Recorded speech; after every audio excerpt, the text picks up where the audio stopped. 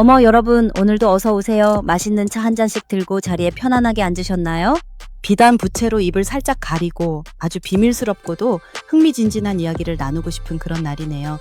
오늘 저 예찌가 들려드릴 이야기는요, 듣고 나면 가슴 한구석이 서늘해지기도 하고 또 한편으로는 세상에 어쩜 그럴 수 있을까 싶은 수백 년을 이어온 깊은 원한에 관한 이야기예요. 우리가 살다 보면 참 안 맞는 사람 한둘은 있기 마련이잖아요. 어제까진 웃으며 인사하다가도 말 한마디에 틀어져서 평생 안 보고 사는 경우도 있고요. 그런데 이게 개인이 아니라 나라와 나라 사이의 일이 되면 정말 걷잡을 수 없는 비극이 되더라고요. 원수는 외나무다리에서 만난다는 말이 있는데 오늘 제가 소개해드릴 이 나라들은 외나무다리가 아니라 아예 지구라는 이 좁은 땅덩어리에서 수백 년째 서로 으르렁대고 있는 철천지 원수들이랍니다. 도대체 왜 이들은 화해라는 예쁜 단어를 잊어버린 걸까요? 지금부터 저 예지가 아주 똑 부러지고 생생하게 들려드릴 테니 끝까지 집중해 보세요. 자, 가장 먼저 우리와도 아주 가까운 곳부터 시작해 볼까요? 바로 중국과 일본의 이야기입니다. 사실 이 두 나라는 단순히 사이가 안 좋다는 말으로는 한참 부족해요. 바다 하나를 사이에 두고 맞붙어 있는데 하필이면 둘 다 세계 경제와 군사력에서 손꼽히는 강대국들이잖아요. 오죽하면 이 두 나라가 정말 제대로 한판 붙으면 지구가 멸망할지도 모른다는 농담 섞인 진담이 나올 정도니까요. 중국 입장에서 한번 상상해 보세요.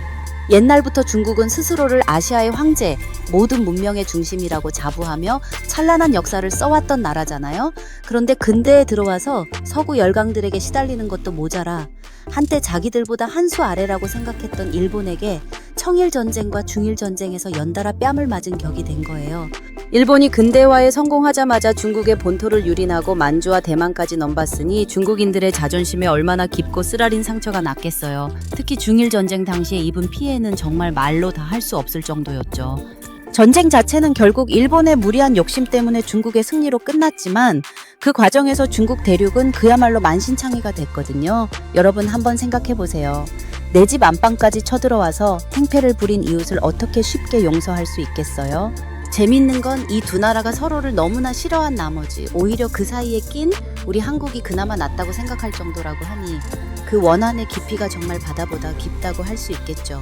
동아시아의 패권을 놓고 벌이는 자존심 싸움에 과거의 앙금까지 더해졌으니 이 다리는 아직도 건너기가 참 힘들어 보입니다. 그럼 이제 시선을 조금 돌려볼까요? 이번에는 정말 살벌한 동네로 가보겠습니다. 바로 인도와 파키스탄이에요. 이 두 나라는요, 단순히 땅을 놓고 싸우는 걸 넘어서 종교라는 아주 무겁고도 무서운 짐 때문에 원수가 된 경우예요. 지금 이 순간에도 카슈미르라는 지역에서는 툭하면 총소리가 나고 서로의 도시를 향해 날선 공방을 주고받는 아주 징글징글한 사이죠. 그런데 여러분, 여기서 정말 깜짝 놀랄 사실이 하나 있어요. 사실 이 두 나라는 원래 한 뿌리였다는 거예요. 접경 지역인 펀자브 지방을 보면 혈통도 같고 쓰는 언어도 거의 비슷해요. 영국이 지배하기 전이나 식민지 시절에는 그냥 한 나라로 쭉 같이 살았거든요. 그런데 독립을 하자마자 이놈의 종교 문제가 터져 나온 거예요.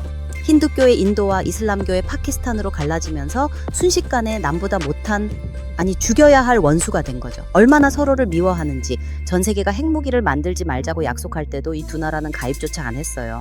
상대방이 핵을 가지면 우리도 가져야 한다는 생각으로 지금까지도 핵 개발에 열을 올리고 있죠. 만약 종교가 같았다면 어땠을까요? 아마 지금처럼 서로를 향해 총구를 겨누지는 않았을 텐데 말이에요. 역시 사람 마음을 가장 크게 갈라놓는 건 신념의 차이라는 게 참 무섭고도 씁쓸하죠. 자, 그럼 이번에는 분위기를 바꿔서 지구 반대편 남미로 가볼까요? 아니, 거기는 다들 정결적이고 친할 것 같다고요? 천만의 말씀이에요. 여기 종교가 같아도 아주 피 튀기게 싸우는 나라들이 있거든요. 바로 브라질과 아르헨티나입니다. 이 동네는요, 지금의 우루과이 땅을 누가 차지하느냐를 두고 싸움이 시작됐어요. 브라질이 독립하자마자 그 지역을 낼름 점령해버렸는데 문제는 그곳 주민들이 대부분 스페인 계통이라 포르투갈 계통인 브라질을 너무 싫어했다는 거예요. 결국 옆집 아르헨티나의 도움을 받아 독립을 선언했고 화가 머리 끝까지 난 브라질이 전쟁을 선포했죠. 그런데 결과는 어땠을까요? 브라질이 아주 처참하게 패배하고 말았답니다. 그 덕분에 우루과이는 독립을 쟁취했고 지금까지도 아르헨티나를 형님나라로 모시고 있어요. 브라질 입장에서는 우루과이와 아르헨티나가 얼마나 눈엣 가시겠어요? 그래서 지금도 축구 경기라도 있는 날이면 아주 난리가 납니다. 훌리건들이 싸우는 건 예사실이고 가끔은 사람 목숨이 왔다 갔다 할 정도로 분위기가 험악해지죠.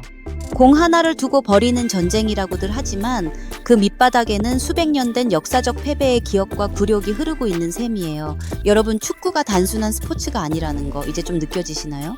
자, 다음은 유럽으로 훌쩍 넘어가 볼게요. 훌리건 하면 생각나는 나라, 바로 영국이죠.